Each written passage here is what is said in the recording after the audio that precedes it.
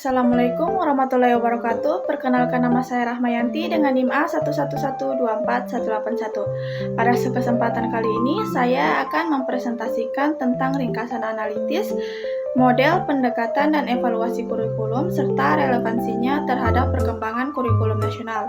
Seperti yang kita ketahui bersama bahwa kurikulum merupakan jantung dari sistem pendidikan. Pemahaman yang mendalam tentang model, pendekatan, dan evaluasi kurikulum menjadi sangat penting, terutama dalam konteks dinamika perubahan nasional kita. Dalam video ini, kita akan mengeksplorasi bagaimana model dan pendekatan kurikulum berkontribusi terhadap pengembangan pendidikan di Indonesia, serta bagaimana evaluasi kurikulum dapat memastikan kualitas dan relevansi pembelajaran. Dalam video ini, kita akan membahas 5 poin penting. Poin yang pertama yaitu kita akan membahas esensi kurikulum dan komponen-komponen utama yang menjadi fondasi pendidikan.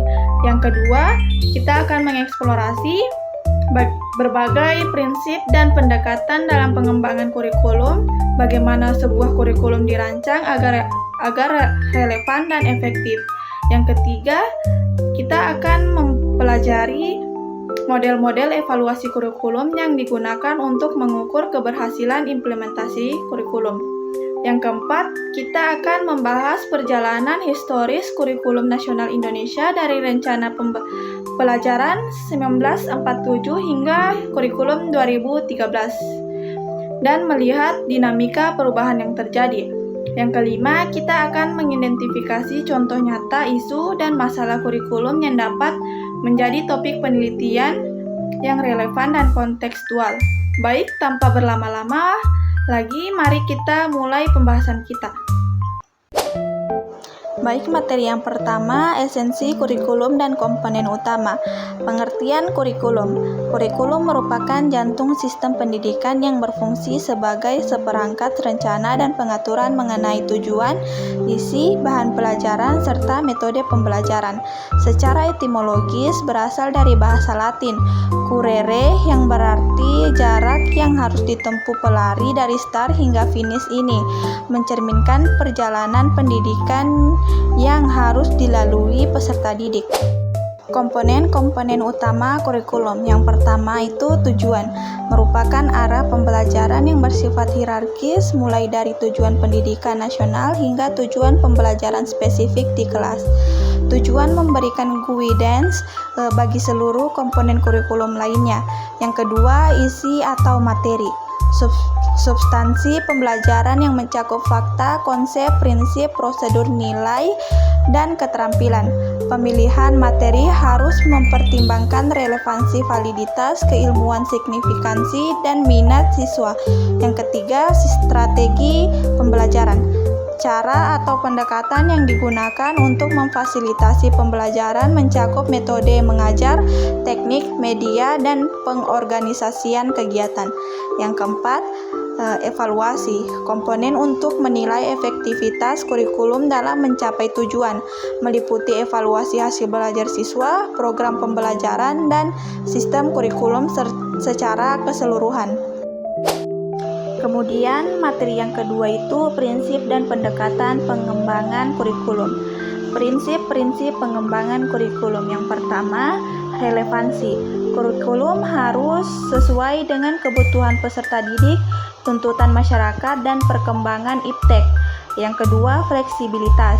Kurikulum harus lentur dan dapat disesuaikan dengan berbagai kondisi dan karakteristik yang beragam.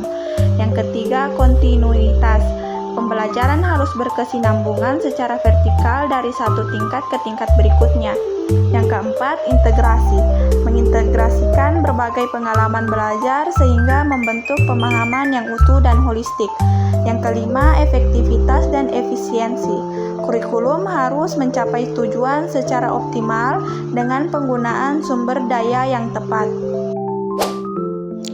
Pendekatan-pendekatan pengembangan. Yang pertama, pendekatan bidang studi. Menempatkan materi pelajaran atau disiplin ilmu sebagai pusat pembelajaran dengan organisasi konten sistematis berdasarkan struktur disiplin ilmu. Yang kedua, pendekatan berorientasi tujuan. menempatkan tujuan pembelajaran sebagai komponen sentral dengan perumusan tujuan yang spesifik, terukur, dan operasional atau model Taylor. Yang ketiga, pendekatan humanistik, berpusat pada peserta didik sebagai pribadi yang unik, menekankan aktualisasi diri, pertumbuhan personal, dan kebebasan dalam pembelajaran. Yang keempat, pendekatan rekonstruksi sosial, memandang pendidikan sebagai agen perubahan sosial yang aktif, mengangkat isu-isu sosial kontemporer sebagai konten pembelajaran. Yang kelima, pendekatan accountability, menekankan pertanggungjawaban sistem pendidikan terhadap hasil pembelajaran melalui standar kompetensi dan asesmen yang terukur. Selanjutnya, materi yang ketiga yaitu model evaluasi kurikulum. Yang pertama, model Taylor, goal oriented, membandingkan hasil pembelajaran dengan tujuan yang telah ditetapkan, fokus pada ketercapaian tujuan. Yang kedua, model CIPP atau Staff Leben, mengevaluasi 4 komponen konteks atau kebutuhan dan tujuan, input atau sumber daya dan strategi, proses atau pelaksanaan, dan produk atau hasil dan dampak. Yang ketiga, model Continent Stack, menggunakan pendekatan deskriptif dan pertimbangan dengan membandingkan rencana atau intens dengan kenyataan atau observation. Yang keempat, model Discrepancy atau Profus, mengidentifikasi kesenjangan antara standar yang ditetapkan dengan kinerja aktual, kemudian mencari penyebabnya. Yang kelima, model Responsif atau Illuminatif, menekankan pemahaman mendalam tentang proses pembelajaran dan pengalaman peserta didik, bukan hanya hasil akhir. Selanjutnya, materi yang keempat yaitu sorotan perubahan kurikulum nasional tahun 1947 sampai dengan tahun 2013. Era Orde Lama 1947 sampai 1964. Yang pertama yaitu kurikulum 1947, rencana pelajaran 1947. Kurikulum pertama pasca kemerdekaan dengan orientasi kuat pada pembentukan karakter manusia Indonesia merdeka dan penanaman kesadaran berbangsa. Struktur sangat sederhana dengan mata pelajaran terbatas. Yang kedua, kurikulum 1952, rencana pelajaran terurai 1952. Penyempurnaan dengan elaborasi lebih rinci tentang isi dan metode pembelajaran. Setiap mata pelajaran diuraikan dengan detail mencakup tujuan, materi, metode, dan alat pembelajaran. Yang ketiga, kurikulum 1964, rencana pendidikan 1964, berorientasi pada pembentukan manusia Pancasila sosialis Indonesia dengan muatan ideologis yang kuat, mencerminkan politik luar negeri Indonesia yang condong ke blok timur. Era Orde Baru tahun 1968 sampai 1994. Yang pertama, kurikulum 1968, upaya depolitisasi pendidikan dengan orientasi lebih moderat pada pembentukan manusia Pancasila yang sejati. Pembelajaran bahasa Indonesia menggunakan pendekatan struktural yang menekankan tata bahasa.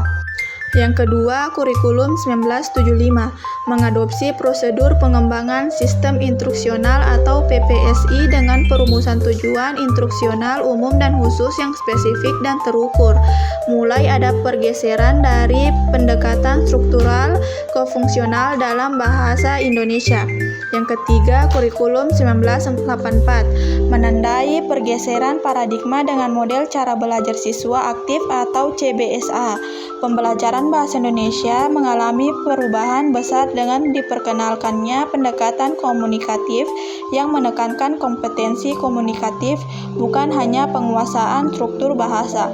Yang keempat, kurikulum 1994, penyempurnaan dengan struktur lebih koheren dan sistem catur bulan atau 3 periode per tahun ajaran, meskipun bertujuan evaluasi lebih sering dalam praktik justru membebani siswa dan guru. Era reformasi tahun 2004 sampai dengan tahun 2013.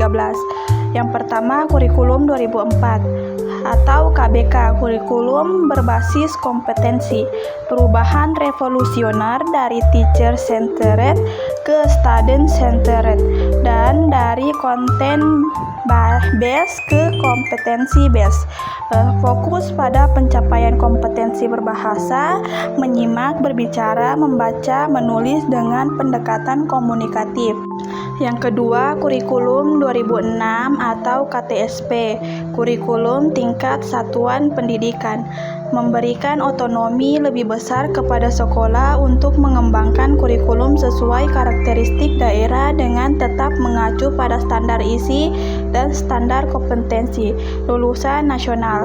Pembelajaran bahasa Indonesia mempertahankan pendekatan berbasis kompetensi dengan struktur SK dan KD yang lebih sistematis. Yang ketiga, kurikulum 2013, pembelajaran holistik dengan pendekatan saintifik dan penguatan karakter. Bahasa Indonesia ditetapkan sebagai penghela mata pelajaran lain dengan pendekatan berbasis teks atau text-based approach. Pembelajaran mencakup berbagai jenis teks, laporan, prosedur, eksposisi, dan lain-lain dengan memperhatikan struktur dan ciri kebahasaan masing-masing. Selanjutnya, materi yang kelima, contoh nyata isu atau masalah kurikulum yang dapat diteliti. Yang pertama, kesenjangan implementasi kurikulum. Isu perbedaan signifikan antara dokumen kurikulum dengan praktik pembelajaran di kelas. Misalnya, kurikulum 2013 menuntut pendekatan saintifik dan pembelajaran berbasis teks, tetapi banyak guru masih menggunakan metode konvensional ceramah. Pertanyaan penelitian, bagaimana kesenjangan antara kurikulum tertulis atau written kurikulum dan kurikulum yang diimplementasikan atau implemented kurikulum dalam pembelajaran bahasa Indonesia di tingkat SMA. Yang kedua, efektivitas pendekatan berbasis teks. Isu pendekatan berbasis teks dalam kurikulum 2013 masih menimbulkan kontroversi tentang efektivitasnya dalam meningkatkan kemampuan literasi siswa. Pertanyaan penelitian, bagaimana efektivitas pembelajaran berbasis teks dalam kurikulum 2013 terhadap peningkatan kemampuan membaca kritis dan menulis argumentasi siswa SMA. Yang ketiga, relevansi materi kurikulum dengan kebutuhan abad 21. Isu kurikulum yang ada mungkin belum sepenuhnya membekali siswa dengan keterampilan abad 21 atau 4C, critical thinking, creativity, communication, collaboration. Pertanyaan penelitian, sejauh mana materi pembelajaran bahasa Indonesia dalam kurikulum 2013 mengintegrasikan pengembangan keterampilan berpikir kritis dan kreativitas siswa. Demikianlah ringkasan komprehensif tentang model pendekatan dan evaluasi kurikulum serta perkembangannya di Indonesia. Kurikulum bukan sekedar dokumen, tetapi instrumen vital dalam membentuk generasi bangsa yang berkualitas dan siap menghadapi tantangan zaman. Sebagai calon pendidik bahasa Indonesia, kita memiliki tanggung jawab untuk memahami, mengimplementasikan, dan terus mengembangkan kurikulum secara kritis dan inovatif. Mari kita jadikan pemahaman ini sebagai bekal untuk berkontribusi nyata dalam peningkatan kualitas pendidikan Indonesia. Terima kasih atas perhatiannya. Semoga apa yang saya sampaikan dapat bermanfaat. Wabillahi taufiq wa hidayah. Wassalamualaikum warahmatullahi wabarakatuh.